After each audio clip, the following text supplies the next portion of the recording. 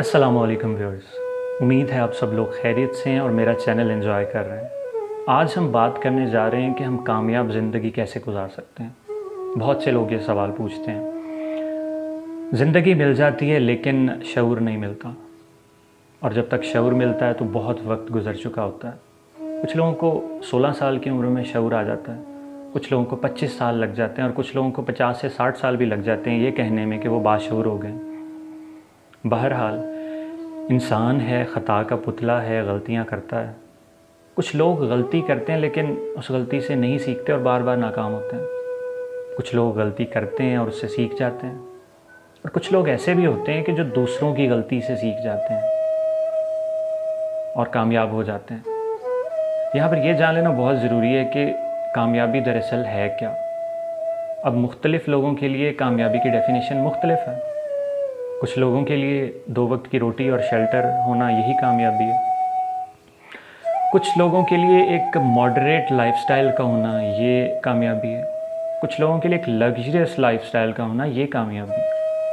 अब इन डेफिनेशंस को देखा जाए तो लगता है कि कामयाबी कहीं ना कहीं वेल्थ से रिलेटेड है, लेकिन दरअसल ऐसा नहीं है।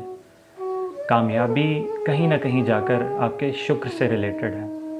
जिस लेवल पर जाकर आप शुक्र करते हैं कि अल्लाह का शुक्र है मेरे पास जो है, मैं उससे बहुत खुश हूँ, ये लेवल ऑफ कामयाबी होता है, ये लेवल ऑफ कंटेंटमेंट होता है। अब मुख्तलिफ़ दानिश्वरों के पास जो डेफिनेशंस हैं कामयाबी की वो मुख्तलिफ़ हैं, लेकिन उनमें एक चीज़ कॉमन है। उनका कहना है कि कामयाबी के लिए आपको रिस्पॉन्सिबल होना बहुत ज़रूरी है। अब हमारा प्रॉब्लम ये होता है कि हम बचपन से लेकर जवानी तक जो भी रिस्पॉन्सिबिलिटीज़ हम पर होती हैं वो या तो पेरेंट्स की डाली हुई होती हैं, या तो टीचर्स की डाली हुई होती हैं, या किसी भी हमारे मेंटर की डाली हुई होती हैं। लेकिन असल कामयाब और रिस्पॉन्सिबल इंसान वो होता है कि जो ख़ुद से अपने ऊपर कुछ रिस्पॉन्सिबिलिटीज़ को मुसल्लत करे। अब रिस्पॉन्सिबल होने के लिए क्या किया जाए? अब रिस्पॉन्सिबल होने के लिए ज़रूरी है कि आपकी ज़िंदगी में कोई गोल हो। आप मुझे ख़ुद बताएं कि क्या आप किसी ऐसी गाड़ी में बैठना चाहेंगे जिसकी मंजिल का आपको ख़ुद ना पता हो? नहीं बैठना चाहेंगे ना। सो ज़िंदगी का भी एक मकसद होना चाहिए। इस तरह बेमकसद इस ज़िंदगी को छोड़ेंगे तो आप कभी कामयाब नहीं हो पाएंगे। अब गोल होना चाहिए, तो गोल क्या होगा? अब आप गोल के बारे में सोचें तो आपके दिमाग में 4 से 5 गोल क्यों हुए हुए हैं और वो आ जाएंगे, और आप उन सभी पे स्ट्रगल कर रहे होते हैं, और इसी वजह से आपकी एनर्जीज़ जो हैं वो स्कैटर्ड होती हैं, एक जगह पर वो कंसंट्रेटेड नहीं होती। अब गोल जो है आपकी ज़िंदगी का मकसद, उसको अगर आपने डिसाइड करना है, अपनी मंजिल का तयन करना है, तो उसके लिए बहुत ज़रूरी है कि आप ये देख लें कि आप रियल टाइम में सोच रहे हैं या नहीं। क्योंकि बहुत दफ़ा ऐसा होता है कि आप किसी के दबाव में या किसी अट्रैक्शन में आके सोच रहे होते हैं, आपकी आंखों के ऊपर एक पट्टी बंधी होती है और आप कुछ फ़ैसले ले रहे होते हैं कि मैंने अपनी ज़िंदगी में ये काम करना है। सो मेरा आप लोगों के लिए ये मशवरा है कि जब अपनी ज़िंदगी का गोल डिसाइड करें तो ये ज़रूर देख लें कि क्या वो गोल आपको लॉन्ग टर्म में फ़ायदा देने वाला है या नहीं, और अगर वो गोल आपको लॉन्ग टर्म में फ़ायदा देने वाला है तो उसी गोल के साथ स्टिक्ड रहें आप। अब गोल चूज़ करते हुए एक और चीज़ जो आपने देखनी है वो ये है कि बेहतरीन गोल और बेहतरीन मकसद और बेहतरीन पैशन आपकी ज़िंदगी का वो होता है कि जो काम करते हुए आप टाइम एंड स्पेस से आउट हो जाए। आपको पता ना चले कितना वक्त गुजर गया, आपकी कितनी एनर्जी इसके ऊपर लग गई।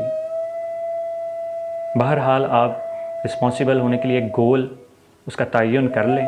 उसके बाद आपको क्या करना है? उसके बाद आपको करना ये है कि आपको ये मान लेना है कि कुछ पाने के लिए कुछ खोना पड़ता है। अब हो सकता है कि आपको अपनी नींद खोनी पड़े, हो सकता है आपको सब्र करना पड़े, हो सकता है आपको पैसा भी लगाना पड़े, हो सकता है आपको लोगों का क्रिटिसिज्म जो है वो बर्दाश्त करना पड़े। लेकिन ये सब मेहनत का हिस्सा हैं और ये आपको करने होंगे। आप अपनी सारी एनर्जीज़ उठाएं और अपने गोल के अंदर इन्वेस्ट कर दें।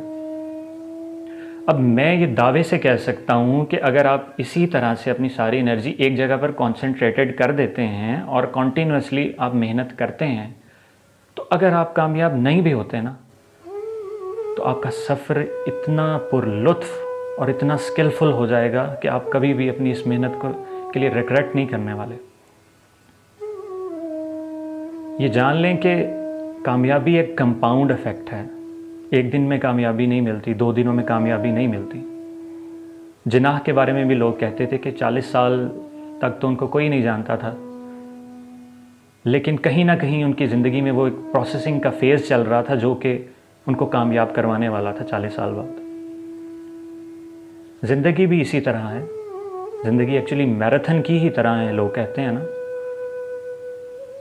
ये मैटर नहीं करता कि आप कितना तेज़ भाग रहे हैं, मैटर ये करता है कि आप कितनी देर तक उतना तेज़ भाग सकते हैं। सो मेरा आप लोगों के लिए ये मशवरा है कि आप कोई भी गोल चूज़ करें, उसके ऊपर अपनी एनर्जीज़ इन्वेस्ट करें और बाकी अल्लाह पर छोड़ दें। मेरा ये दावा है कि आपको कभी ना कभी अपने इस किए के ऊपर फ़ख्र होगा। वक्त करता है परवरिश बरसों, हादसा एकदम नहीं होता। शुक्रिया।